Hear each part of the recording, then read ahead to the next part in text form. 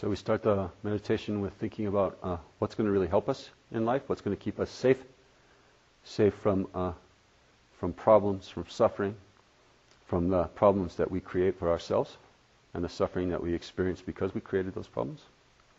So there's lots and lots of ways that we can think about that.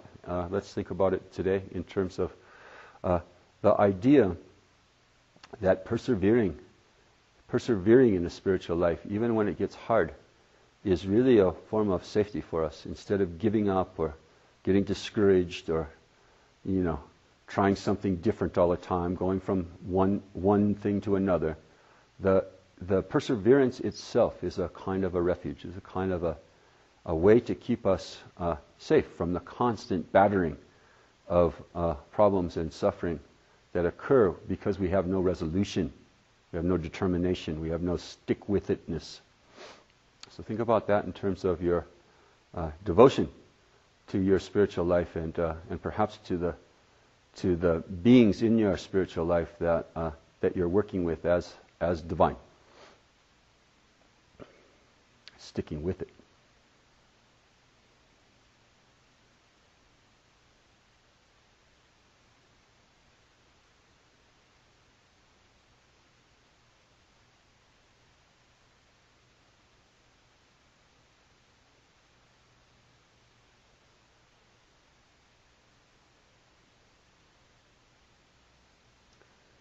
Next, think about somebody that you know personally and that you care about who is overtly suffering right now. Somebody who's got a bad disease or some kind of health problem. Maybe somebody who's very, very old. Somebody who's dying. Somebody who has major financial problems, emotional problems. Maybe it's your friend or parent or some kind of loved one. And think about them, bring them to mind. Think about their suffering. Look at their face and see it contorted with pain. And try to really, really get the feeling in your gut of really wanting to help them, wishing that you could do something about it.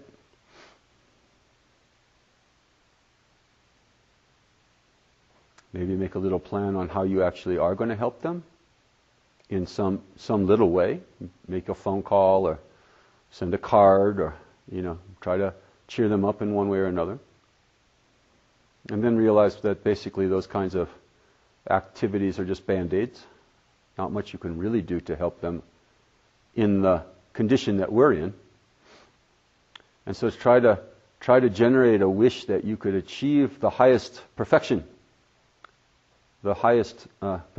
possible for a human being in this very lifetime and soon, so that you could really help somebody like this. And realize that the way to get there is by hard work and by continuing to steadfastly practice a spiritual life without gaps and without giving up and without getting tired and resting for long periods of time, but steadfastly practicing the spiritual life so you can really help somebody like this.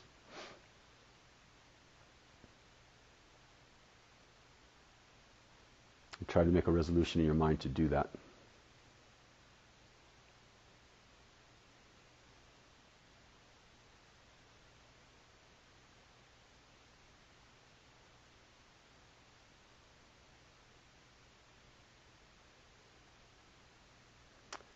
Now visualize the holy being in front of you. Think about who that holy being is.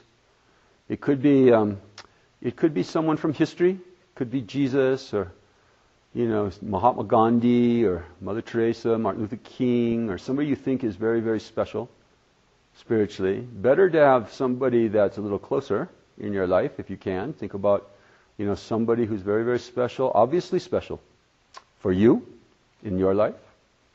If you have a formal religious teacher, it should probably be them. And visualize them in front of you. Feel their presence here. Try to get the image very, very clear. Visualized image very, very clear in your mind, sitting right in front of you. At the same height, looking you directly in the eye. And try to visualize them as totally perfect in every way. So emphasize the good qualities that you see in them that brought them to mind when I was talking about a special person. why are they special to you? What kind of qualities do they have? And really, really like focus on those qualities. And just imagine that they have all kinds of other qualities that you can't see right now. Just assume that they have that. But focus on the qualities that you can see right now and think about those. Visualize them as very, very special, very perfect, very sacred.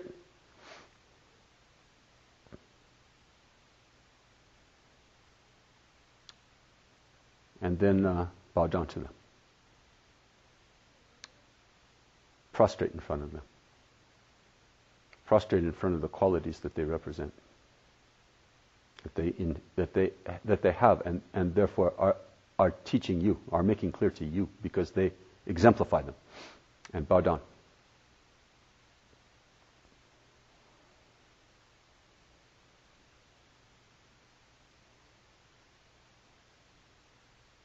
And then make a gift to them, make an offering. Go to the ATM machine and put in the card and take out all the money in your bank account and put it in front of them and say, "This is yours. I'd give up anything for you, including all my money."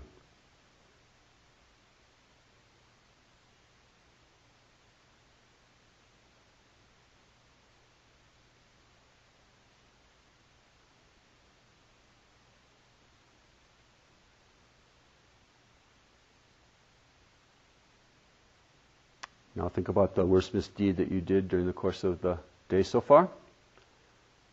Something you said harmful to another person, something that you did that you know is wrong, something that you even thought, some negative thought that you had about someone else, some judgmental thought perhaps. I guess, if we worked at it, we could all find some judgmental thought that we had during the course of the last couple of hours. Wouldn't have to work at it too hard, I imagine. Some kind of harmful thought, some kind of selfishness, and the first thing to do to cleanse it is to admit that you did it. So you can't get rid of sin. You can't get rid of error, of mistakes, unless you first admitted that you made one. So admit it. Admit that you did it. Rehearse in your mind's eye. Rewind the videotape and see yourself doing it, saying it, thinking it. Where were you at the time? What were the circumstances? What time was it, in the morning or early afternoon?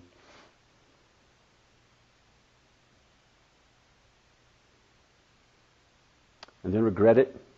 Feel sorry that you did it. Regret is not guilt, by the way. Regret is designed to encourage you not to do it again. Guilt just makes you feel bad.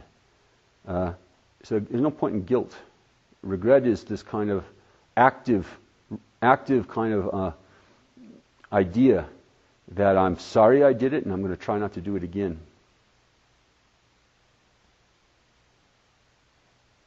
And then make a little resolution not to do it again, and at least until the next session.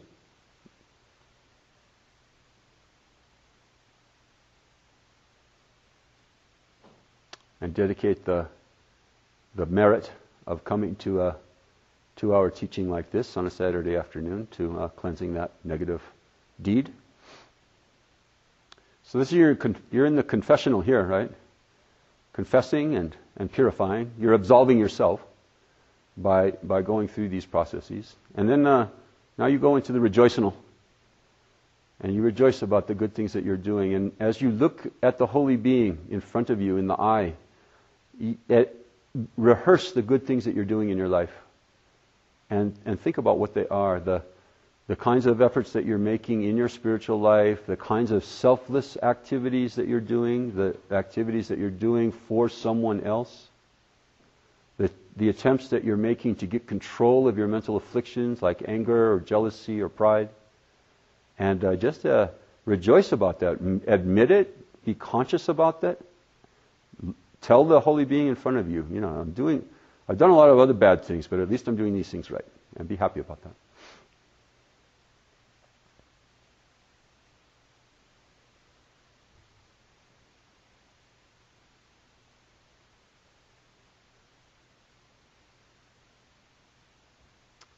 And then think about what it is that you are confused about, your failings, the doubt that you may have,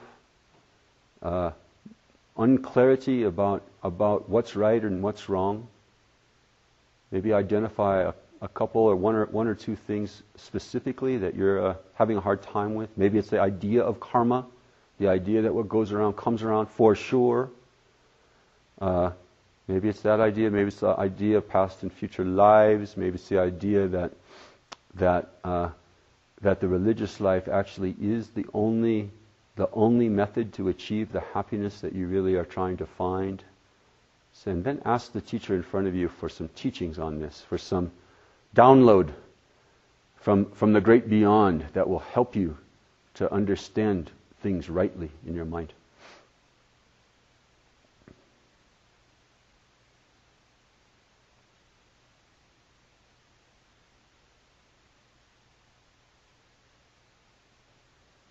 And then again, as you're holding the gaze of the sacred being in front of you, beg them to stay in your life, to never leave, to never lose the belief that there are beings like this in the world, in the universe. Ask them to stay.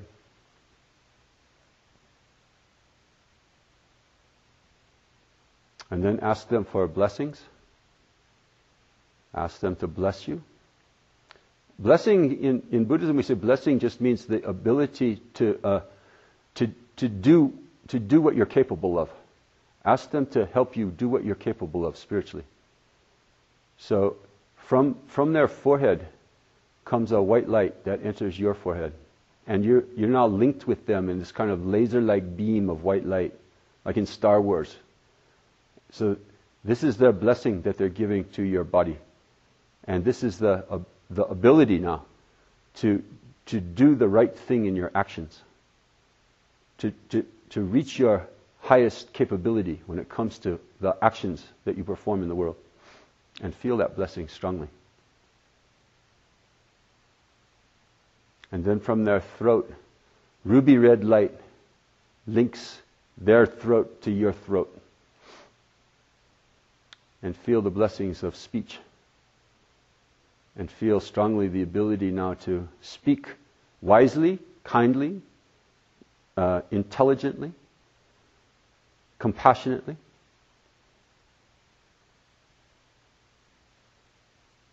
And then blue light, deep blue light from their heart links your heart to their heart. And then feel your ability to think properly, to think wisely and compassionately change. Feel empowered now to have a better mind, clearer mind, happier mind, more compassionate and loving mind. Thanks to the empowerment, the blessings from the Guru. And just hold those three lights now and feel that kind of closeness, that kind of a bond that you have with the Lama, with the Guru, and the blessings that you get of body, speech, and mind.